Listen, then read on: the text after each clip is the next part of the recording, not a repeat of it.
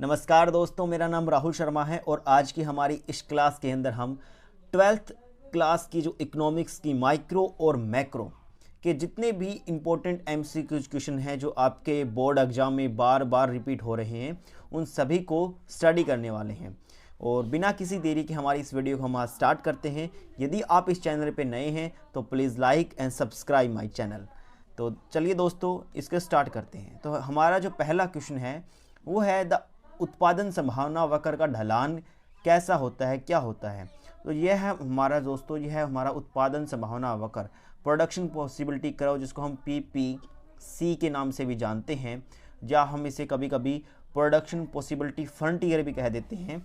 यह हमारा दोस्तों कनकेव होता है। और जो हमारा इंडिफरेंस कर्व होता है वो बेसिकली ओरिजिन से कन्वेक्स होता है। तो हमारा जो इंडिफरेंस कर्व होता है दोस्तों वो कन्वेक्स होता है और हमारा जो PPC है वो कनकेव होता है। उसके बाद हमारा नेक्स्ट क्वेश्चन है कि जो हमारे साधन होते हैं, हमारे जो साधन होते हैं इकोनॉमी के अंदर दोस्तों वो सीमित होते हैं और हमारी जो आवश्यकताएं होती हैं वो असीमित होती हैं। उसके बाद दोस्तों हमारा जो नेक्स्ट क्वेश्चन है कि जब मांग वक्र OX के समानांतर हो जाती है तो मांग की कीमत लोच क्या होती है। तो दोस्तों यहाँ पर यह हमारा दे रखा है कि जब हमारा मांग वक्र अर्थात OX के समानांतर हो जाता है, यहाँ पर हमारा प्राइस है, तो मांग की कीमत लोच क्या होगी दोस्तों। तो यहाँ पर एक सिंगल प्राइस के ऊपर हम कितनी भी मात्रा की डिमांड कर सकते हैं, अर्थात हमारी जो मांग की लोच है वो अनंत हो जाती है, इनफाइनाइट हो जाती है। ये सिंपल सा इसका क्वेश्चन है। और यदि दोस्तों हमारा जो मांग वक्र है वो OY एक्सिस के पैरेलल या समानांतर हो जाता है, तो ऐसी सिचुएशन में हमारी जो क्वांटिटी है, मांग की मात्रा है, उसमें कोई परिवर्तन नहीं होता, भले ही प्राइस के अंदर कोई भी चेंज हो जाए। तो ऐसी सिचुएशन में हमारी जो प्राइस इलास्टिसिटी ऑफ डिमांड होती है वो 0 हो जाती है दोस्तों। तो आई होप आपको ये दोनों कंसेप्ट काफ़ी अच्छे से समझ में आ गए होंगे। हम जल्दी सारे के सारे कंसेप्ट को इसी ढंग से रिवाइज करने का प्रयास करेंगे। उसके बाद दोस्तों हमारा जो नेक्स्ट कंसेप्ट है कि पूर्ण प्रतियोगिता में फर्म कब संतुलन की स्थिति में होती है। तो जब दोस्तों पूर्ण प्रतियोगिता में जब यह हमारा एवरेज रिवेन्यू है, यह हमारा, और मार्जिनल रिवेन्यू भी एवरेज रिवेन्यू के बराबर होता है। यहाँ पर हमारी क्वांटिटी और ये प्राइस होता है और यह हमारी होती है दोस्तों मार्जिनल कॉस्ट। तो जब दोस्तों हमारी मार्जिनल कॉस्ट मार्जिनल रिवेन्यू को नीचे से कट करती हो, उस पॉइंट के ऊपर हम एक जो फर्म है अपनी क्वांटिटी को निर्धारित करती है दिए गए प्राइस के ऊपर दोस्तों। बिकॉज जो पूर्ण प्रतियोगिता होती है वहाँ पर फर्म खुद से प्राइस डिटरमाइन नहीं करती, बाजार की शक्तियाँ अर्थात मांग और पूर्ति की शक्तियाँ जो है कीमत को निर्धारित करती है। तो यहाँ पर marginal cost equal to marginal revenue हो जाती है और मार्जिनल कॉस्ट मार्जिनल रिवेन्यू को नीचे से कट करती है, वहाँ पर फर्म का संतुलन होता है। उसके बाद हमारा नेक्स्ट क्वेश्चन है दोस्तों कि मुद्रा का प्राथमिक कार्य क्या होता है। तो मुद्रा का जो प्राथमिक कार्य होता है दोस्तों वो होता है विनिमय का माध्यम करना। बाकी सारे कार्य जो है विनिमय, इसके प्राथमिक कार्य नहीं होते, प्राइमरी वर्क नहीं होते। और इसके साथ साथ ही मुद्रा दो और कार्य भी करती है। दूसरा इसका कार्य है दोस्तों unit of account. Unit of account का मतलब होता है कि मुद्रा जो है वह वस्तु है जो सभी जितनी भी और अदर वस्तुएं हैं उनका मूल्य अपने मुद्रा की इकाई के रूप में परिभाषित करती है। और इसके साथ ही दोस्तों मुद्रा जो है वो स्टोर ऑफ वैल्यू का भी काम करती है, अर्थात हम मुद्रा के रूप में अपने धन को रख सकते हैं। तो इसके 3 काम हो जाते हैं, विनिमय का माध्यम, unit of account and store of value दोस्तों। उसके बाद दोस्तों हमारा नेक्स्ट क्वेश्चन है वो है ब्रेटन वुड्स की स्थापना कब हुई। तो ब्रेटन वुड्स की स्थापना दोस्तों 1944 में की गई थी। और इसके साथ ही हमने जो है वर्ल्ड बैंक और IMF इंटरनेशनल मॉनेटरी फंड की भी स्थापना हमने जो है दोस्तों ब्रेटन वुड्स का जो व्यवस्था हमने स्थापित की थी उसी के दौरान हमने वर्ल्ड बैंक और IMF की भी स्थापना कर दी थी। और उसके बाद हमारा नेक्स्ट क्वेश्चन है दोस्तों कि at the mid point of a straight line the price elasticity of demand is greater than unitary. तो ये बेसिकली दोस्तों ट्रू और फॉल्स क्वेश्चन पूछा गया है और ये पूछ रहा है हमसे कि ये बिल्कुल ही आसान सा क्वेश्चन है जिसके साथ ही आप अदर भी जो क्वेश्चन है इससे रिलेटेड उसको समझ पाओगे। यहाँ पर ये कह रहा है दोस्तों, यह है हमारा सिंपल, हम अपना डिमांड वक्र बना लेते हैं। ये स्ट्रेट लाइन डिमांड वक्र है, यहाँ पर क्वांटिटी और ये प्राइस है। और यह कह रहा है दोस्तों कि जो मिड पॉइंट के ऊपर जो प्राइस की, मिड पॉइंट के ऊपर जो प्राइस की इलास्टिसिटी है दोस्तों, प्राइस इलास्टिसिटी ऑफ डिमांड है, वो ग्रेटर देन यूनिटी है। नहीं दोस्तों, जो एक स्ट्रेट लाइन डिमांड कर्व होता है उसके मिड पॉइंट के ऊपर हमारी जो प्राइस इलास्टिसिटी होती है वो इक्वल टू 1 होती है, और इससे नीचे हमारी जो इलास्टिसिटी होगी दोस्तों वो लेस देन 1 होगी, और इकाई से ऊपर दोस्तों हमारी इलास्टिसिटी ग्रेटर देन 1 होगी, और इस पॉइंट के ऊपर दोस्तों हमारी जो इलास्टिसिटी है वो इन्फिनिटी हो जाती है, और यहाँ पर हमारी इलास्टिसिटी हो जाती है दोस्तों इक्वल टू 0। तो यहाँ पर आपको सभी पॉइंट आपको बहुत अच्छे से समझना है। यदि वो पूछता है कि मिड पॉइंट से अबाव इलास्टिसिटी क्या होगी दोस्तों, तो वहाँ पर ग्रेटर देन 1 होगी, अर्थात इलास्टिक होगी, ग्रेटर इलास्टिक होगी, और मिड पॉइंट से नीचे जो है दोस्तों वो लेस इलास्टिक होगी। तो ये सिंपल से कंसेप्ट है जो आपको समझ में आने बहुत ज़्यादा ज़रूरी है। उसके बाद दोस्तों हमारा नेक्स्ट जो टॉपिक है वो है कि जो मार्जिनल कॉस्ट है दोस्तों, जो मार्जिनल कॉस्ट है वो एवरेज कॉस्ट को उसके न्यूनतम बिंदु पर कट करता है। तो ये बात बिल्कुल सही है, एकदम सही है। यह हमारा एवरेज कॉस्ट होता है, ये हमारा एवरेज कॉस्ट होता है। तो और जो मार्जिनल कॉस्ट है उसके मिनिमम पॉइंट के ऊपर एवरेज कॉस्ट को कट करता है। और इसके साथ ही एक कॉन्सेप्ट और आता है, मार्जिनल प्रोडक्शन और एवरेज प्रोडक्शन। तो जहाँ पर दोस्तों जो ये है हमारा मार्जिनल प्रोडक्ट हो जाता है, यह हमारा होता है मार्जिनल एवरेज प्रोडक्ट। तो जहाँ पर मार्जिनल प्रोडक्ट जो है दोस्तों वो एवरेज प्रोडक्ट को ऊपर से कट करता है, जहाँ पर एवरेज प्रोडक्ट जो है दोस्तों मैक्सिमम होता है। और यहाँ पर जो मार्जिनल कॉस्ट है वो एवरेज कॉस्ट को नीचे से कट करता है, जहाँ पर एवरेज कॉस्ट मिनिमम होता है। तो ये दो कंसेप्ट आपको साथ में समझने जरूरी हैं, बिकॉज मार्जिनल प्रोडक्ट का जो उल्टा होता है वो मार्जिनल कॉस्ट होता है। और मार्जिनल कॉस्ट जहाँ पर दोस्तों यू आकार का होता है और एवरेज कॉस्ट भी यू आकार का होता है। और दूसरी तरफ हमारा जो मार्जिनल प्रोडक्ट है और एवरेज प्रोडक्ट है दोस्तों वो इन्वर्टेड यू आकार का होता है, अर्थात उल्टा यू होता है। तो ये छोटे छोटे कंसेप्ट हैं जो पेपर में बार बार पूछ लिए जाते हैं।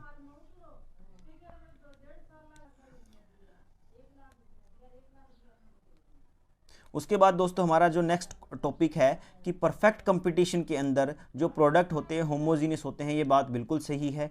और उसके बाद में macro economics is derived from Greek word micro. नहीं दोस्तों, ये माइक्रो से नहीं है, ग्रीक वर्ड मैक्रो, यहाँ मैक्रोस यहाँ पर आएगा, तो आई नहीं आएगी, बात गलत हो जाती है। उसके बाद central bank is bank of bank. जी हाँ दोस्तों, सेंट्रल बैंक जो है वो बैंकों का बैंक है, और हमारे देश का जो सेंट्रल बैंक है वो आरबीआई है, और इसको लास्ट रिसोर्ट के नाम से भी जाना जाता है। अर्थात जब कमर्शियल बैंक्स को कहीं से भी लोन नहीं मिल रहा होता तो वह लास्ट में फिर आरबीआई के पास जाता है। और उसके बाद नेक्स्ट कंसेप्ट है दोस्तों हमारा summation of MR. Marginal revenue होता है हमारा टोटल रेवेन्यू के बराबर, और समेशन ऑफ एमसी होता है दोस्तों हमारा total cost. Summation of marginal product होता है दोस्तों हमारा टोटल प्रोडक्ट। ये सिंपल से कंसेप्ट है हमारे। उसके बाद राष्ट्रीय आय का अध्ययन दोस्तों मैक्रो इकोनॉमिक्स के अंदर किया जाता है, अर्थात समष्टि अर्थशास्त्र के अंदर हम नेशनल इनकम को स्टडी करते हैं। उसके बाद दोस्तों हमारा नेक्स्ट कंसेप्ट है एमपीएस, सीमांत बचत प्रवृत्ति और सीमांत उपभोग प्रवृत्ति का जो योग होता है दोस्तों इक्वल टू 1 होता है। और इसके साथ ही कंसेप्ट और आता है कि मल्टीप्लायर किस प्रकार से निकालते हैं दोस्तों, तो मल्टीप्लायर का हमारा फार्मूला होता है 1 माइनस MPC, या इसको हम दोस्तों ऐसे भी लिख सकते हैं 1/MPS दोस्तों। ये दोनों ही हमारे मल्टीप्लायर के फॉर्मूले हैं। उसके बाद हमारा नेक्स्ट कंसेप्ट आता है कि भारत का आम बजट जो है दोस्तों वो वित्त मंत्री के द्वारा पेश किया जाता है। और उसके बाद नेक्स्ट कंसेप्ट हमारा आयकर। आयकर डैश प्रकार का होता है, तो आयकर जो होता है दोस्तों वो कंपलसरी पेमेंट होती है जो हमें पे ही करनी होती है। उसके बाद हमारा नेक्स्ट कंसेप्ट है दोस्तों कि आर्थिक समस्या का संबंध हमारा जो है वो सीमित संसाधनों के चुनाव से होता है, जो कि माइक्रो इकोनॉमिक्स का हमारा कंसेप्ट है। उसके बाद में हमारी जो आवश्यकताएं होती हैं दोस्तों असीमित होती हैं, अनलिमिटेड होती हैं। और उसके बाद नेक्स्ट क्वेश्चन है कि जूते और जराब की जो मांग जो है दोस्तों वो पूरक वस्तुएं होती हैं, अर्थात अगर हमें जूते हमारे पास है तो हमें जुराब भी चाहिए। हम अलग अलग इनका यूज़ नहीं करते हैं, हम एक साथ मिलाकर इनका यूज़ करते हैं। तो जो जूते और जराब है दोस्तों वो पूरक वस्तु है, अर्थात कॉम्प्लीमेंट्री गुड्स होती हैं। उसके बाद हमारा नेक्स्ट कंसेप्ट है कि अगर मांग वक्र ओ वाई के समानांतर हो, तो दोस्तों हमने पहले ही बात की थी, अगर ओ वाई के समानांतर है तो हमारा मांग की लोच शून्य हो जाती है। उसके बाद में आइसक्रीम की कीमत का अध्ययन बेसिकली हम दोस्तों वशिष्ठी अर्थशास्त्र के अंदर करते हैं, बिकॉज कीमत का अध्ययन हम जो है माइक्रो इकोनॉमिक्स का पार्ट हो जाता है। और बाकी जो रोजगार है, बेरोजगारी या फिर और बाकी जो भी एग्रीगेट जो कंसेप्ट होते हैं वो मैक्रो इकोनॉमिक्स का पार्ट होता है। उसके बाद में समग्र पूर्ति के निम्नलिखित में से दो कौन से घटक है? तो समग्र पूर्ति के दोस्तों उपभोग और बचत दोनों ही कंसेप्ट होते हैं। तो यहाँ पर जो एग्रीगेट सप्लाई की अगर बात करें तो उसके अंदर हम C+I C+S सेविंग को रखते हैं, और एग्रीगेट डिमांड के अंदर दोस्तों हम C+I इन्वेस्टमेंट को रखते हैं। ये दोनों सिंपल से कंसेप्ट हैं। उसके बाद में उसके बाद हमारा नेक्स्ट कंसेप्ट है दोस्तों कि समय की अवधि जितनी अधिक होगी मांग उतनी ही कम लोचदार होगी। तो ये बात बिल्कुल सही है दोस्तों, अगर जितनी ज़्यादा समय की अवधि हम बढ़ाते जाएंगे मांग की लोच है वो बेलोचदार होती जाएगी। और उसके बाद हमारा कंसेप्ट है कि औसत आगम कभी ऋणात्मक नहीं होता। जी हाँ दोस्तों, जो हमारा एवरेज रेवेन्यू हो कभी भी नेगेटिव नहीं होता। मार्जिनल जो कंसेप्ट होते हैं दोस्तों वो नेगेटिव हो सकते हैं, पॉजिटिव हो सकते हैं और जीरो हो सकते हैं, लेकिन जो एवरेज जो कंसेप्ट जितने भी हमारे पेपर के अंदर आते हैं वो कभी भी नेगेटिव नहीं होते, उनकी वैल्यू कुछ ना कुछ बनी हुई होती है। तो ये आपको जानना बहुत ज़रूरी है। उसके बाद में हमारा कंसेप्ट है दोस्तों कि पूर्ति स्टॉक से अधिक हो सकती है। तो ये बिल्कुल गलत है दोस्तों। यहाँ पर कह रखा है कि जो हमारी सप्लाई है क्या वो हमारे स्टॉक से ज़्यादा हो सकती है। तो दोस्तों स्टॉक का मतलब होता है कि हमारे पास कितना माल का स्टॉक है। अगर हमारे पास 100 क्विंटल गेहूँ हैं तो क्या हम 200 क्विंटल गेहूँ का सप्लाई कर सकते हैं? दोस्तों ये तो इम्पॉसिबल है। तो स्टॉक से ज़्यादा सप्लाई हम नहीं कर सकते हैं। उसके बाद में नेक्स्ट कंसेप्ट है कि Marshall contribute is most of microeconomics. नहीं दोस्तों, जो मार्शल जो हमारे इकोनॉमिक्स हैं उन्होंने माइक्रो इकोनॉमिक्स के अंदर बहुत ज़्यादा योगदान दिया है, ना कि मैक्रो इकोनॉमिक्स के अंदर। तो ये कंसेप्ट भी हमारा गलत हो जाता है। उसके बाद में हमारा नेक्स्ट क्वेश्चन है कि रिजर्व बैंक ऑफ इंडिया जो है 1945 के अंदर एस्टेब्लिश हुआ था। दोस्तों ये बात भी गलत है। जो रिजर्व बैंक ऑफ इंडिया हमारा RBI है 1935 के अंदर बना था, और 1949 में यह जो है हमारा राष्ट्रीय बैंक बन चुका था, अर्थात केंद्रीय बैंक इसे बना दिया गया था आधिकारिक तौर पर। और उसके बाद में जो एवरेज कॉस्ट होती है दोस्तों वो average variable cost plus average fixed cost plus average variable cost के बराबर होती है। और उसके बाद में service tax is a indirect tax होता है दोस्तों। सर्विस टैक्स क्या होता है? एक इनडायरेक्ट टैक्स होता है। और उसके बाद में ये क्वेश्चन वापस से वही दे रखे हैं। उसके बाद दोस्तों हमारा जो प्राइस जो थ्योरी है वो बेसिकली माइक्रो इकोनॉमिक्स के अंदर स्टडी की जाती है। सामान्यतः प्रतिस्थापन की सीमांत दर अर्थात marginal rate of substitution X for Y दोस्तों जो है वो क्या होता जाता है? वो लगातार घटता ही जाता है, वो बढ़ता नहीं है। ये बेसिकली इंडिफरेंस करो कि का क्वेश्चन है कि जो मार्जिनल रेट ऑफ सब्स्टिट्यूशन अभी एक्स को छोड़कर वाई को छोड़कर हम कितनी जो एक्स ले रहे हैं तो लगातार जो है हम वाई को कम छोड़ते जाएंगे। तो यहाँ पर डिक्रीजिंग इसका आंसर आएगा। उसके बाद गिवन वस्तुओं की स्थिति में मांग वक्र जो है दोस्तों वो धनात्मक होता है, और बाकी जो इन्फीरियर वस्तुएं होती हैं या फिर नॉर्मल वस्तुएं होती हैं उस सिचुएशन में हमारा डिमांड कर्व नेगेटिव होता है, अर्थात प्राइस और क्वांटिटी के बीच में इन्वर्स रिलेशनशिप होता है। लेकिन गिवन वस्तुओं की सिचुएशन के अंदर दोस्तों हमारा जो डिमांड वक्र है वो पॉजिटिव होता है, कुछ इस प्रकार से। उसके बाद में कौन से बाजार के लिए फर्म की कीमत रेखा क्षैतिज सरल रेखा होती है? तो दोस्तों जो पूर्ण प्रतिस्पर्धा बाजार अर्थात परफेक्ट कंपटीशन होता है वहाँ पर हमारा जो मांग वक्र होता है कुछ इस प्रकार का होता है। और उसके बाद में पूर्ण प्रतियोगिता में वस्तु की कीमत का निर्धारण दोस्तों बाजार की मांग और पूर्ति की शक्तियों के द्वारा निर्धारित किया जाता है। अगला हमारा क्वेश्चन है दोस्तों कि जो उपभोक्ता संतुलन होता है तटस्थता वक्र विश्लेषण उपयोगिता अर्थात इंडिफरेंस कर्व वाली थ्योरी के अंदर वहाँ पर जो थ्योरी है कि अवधारणा जो कर्मवाचक होती है प्रमुखता होती है, अर्थात ऑर्डिनल होती है कार्डिनल होती है। तो दोस्तों जो इंडिफरेंस कर्व होता है वहाँ पर हम रैंक देते हैं भी, जैसे कि हम कह सकते हैं कि यह इंडिफरेंस कर्व ए है हमारा, ये बी इंडिफरेंस कर्व है, तो हम कह सकते हैं कि जो बी इंडिफरेंस कर्व है वहाँ पर उपभोक्ता को ज़्यादा संतुष्टि मिलती है एज कम्पेयर टू ए। तो यहाँ पर बेसिकली हम ऑर्डर दे सकते हैं उनको कार्डिनल, जहाँ पर हम उनको कोई गिनती नहीं दे सकते भी 5-6 ऐसे नंबर नहीं दे सकते, हम उसको केवल रैंक दे सकते हैं। तो यहाँ पर हमारा आंसर होगा कार्डिनल, सॉरी दोस्तों ऑर्डिनल। और उसके बाद में जब कीमत के बढ़ने पर पूर्ति बढ़ जाती है तो इसे बेसिकली दोस्तों हम पूर्ति का विस्तार कहते हैं। और अब क्यों दोस्तों यहाँ पर विस्तार का कंसेप्ट आया कि जब भी कीमत में परिवर्तन होता है दोस्तों, तो कीमत में परिवर्तन होने से मांग हो या फिर पूर्ति हो, उसके अंदर या तो विस्तार होता है या संकुचन होता है। और अगर कीमत के अलावा किसी अदर फैक्टर के कारण पूर्ति में या फिर मांग में परिवर्तन होता है तो दोस्तों वो वृद्धि का कारण होता है, अर्थात वो वृद्धि के कारण होता है। तो यहाँ पर अगर कंसेप्ट आ जाए कीमत में परिवर्तन, तो वहाँ पर दोस्तों हम विस्तार और संकुचन का यूज करेंगे। और अगर आ जाए दोस्तों कीमत के अलावा मांग और पूर्ति में कमी या वृद्धि, कमी या ऊपर या नीचे, तो दोस्तों पूर्ति में वृद्धि और कमी का कंसेप्ट आएगा यहाँ पर। उसके बाद हमारा दोस्तों अगला कंसेप्ट है कि घटते बढ़ते अनुपात का नियम दोस्तों वो अल्पकाल की धारणा है।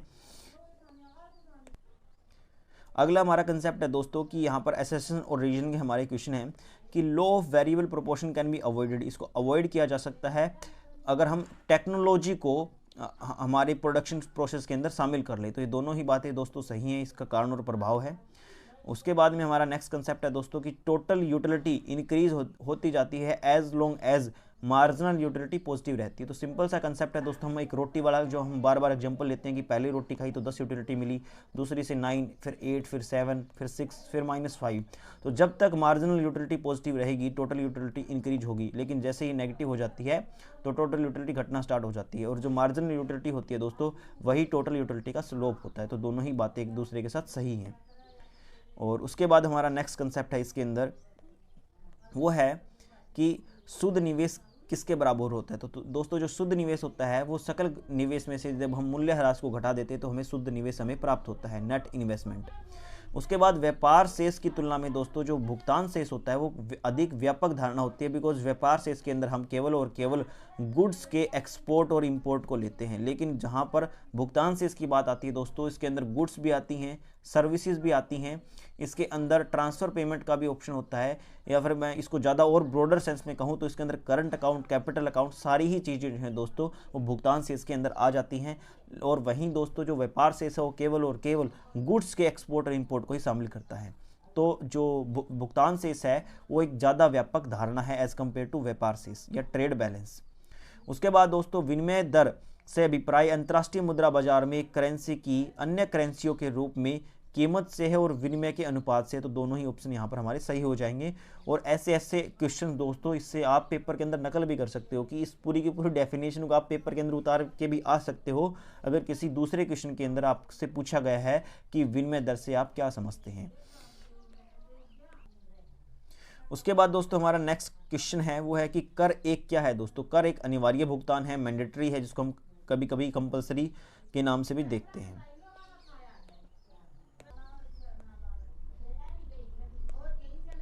उसके बाद दोस्तों जो subject matter what should be, तो व्हाट शुड बी अर्थात चाहिए की जो फॉर्म होती है दोस्तों वो नॉर्मेटिव साइंस होती है, अर्थात आदर्श आत्मक विज्ञान है। The slope of production possibility कराओ दोस्तों बेसिकली हमारा कनकेव होता है, दोबारा से क्वेश्चन आ चुका है। उसके बाद में द प्रिंसिपल ऑफ इकोनॉमिक्स जो बुक है दोस्तों बेसिकली मार्शल के द्वारा लिखी गई है।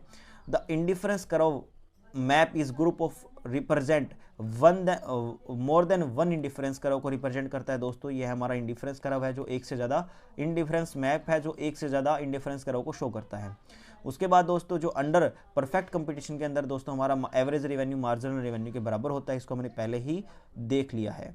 उसके बाद में macro economic study the wool economic study करती है और ए फर्म की स्टडी करती है या इंडस्ट्री की स्टडी करती है। तो यहाँ पर दोस्तों जो मैक्रो इकोनॉमिक्स है वो वूल इकोनॉमी की स्टडी करती है, पूर्ण अर्थव्यवस्था की स्टडी करती है। उसके बाद में हमारा नेक्स्ट क्वेश्चन है दोस्तों who issue 1 rupees note in India. 1 रुपये का जो नोट है दोस्तों वो कौन जारी करता है। तो दोस्तों हमारे देश के अंदर जो सिक्के हैं वो गवर्नमेंट ऑफ इंडिया के द्वारा जारी किए जाते हैं और जो नोट है दोस्तों वो RBI के द्वारा जारी किए जाते हैं। उसके बाद में marginal propensity to consume is equal to दोस्तों, तो मार्जिनल प्रोपेंसिटी टू कंज्यूम का जो हमारा फार्मूला होता है दोस्तों वो हमारा है change in income, change in consumption upon change in income दोस्तों, कि इनकम के चेंज होने पर हमारा कंजप्शन कितना चेंज होता है वो हमारा MPC को शो करता है। और उसके बाद में which of the following is an example of direct tax. तो दोस्तों यहाँ पर जो डायरेक्ट टैक्स का जो एग्जाम्पल है तो इनकम टैक्स दोस्तों हमारा बेसिकली क्या है, एक डायरेक्ट टैक्स का उदाहरण है। और उस